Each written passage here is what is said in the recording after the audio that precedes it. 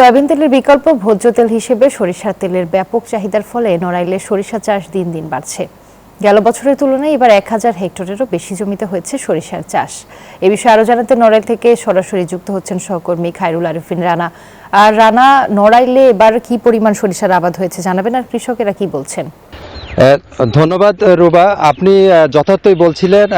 নড়াইলে কিন্তু সরিষা চাষে বিগত কয়েক বছরে আপনার বিপ্লব সংগঠিত হয়েছে।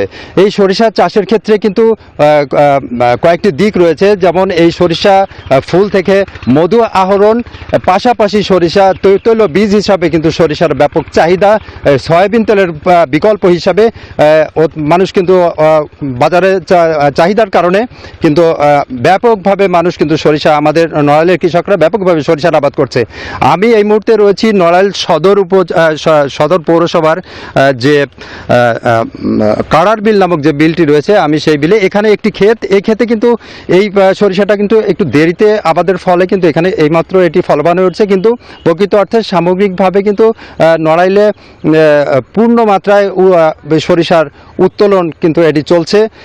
আপনাকে আরেকটি বিষয় জানিয়ে রাখি, নড়াইলে যে সরিষা চাষে যে বিপ্লব সংগঠিত হয়েছে সেটি আপনাকে একটু, গত বছর সরিষা নড়াইল জেলায় গত বছর সরিষা চাষ হয়েছিল 14,000 হেক্টর জমিতে।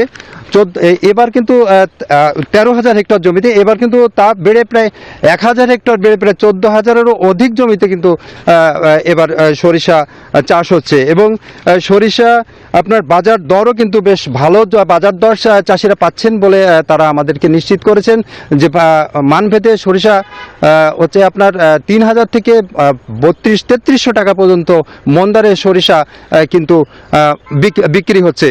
তো এই ছিল আমার কাছে নড়াইল থেকে হচ্ছে সরিষা চাষাবাদের সর্বশেষ। ধন্যবাদ।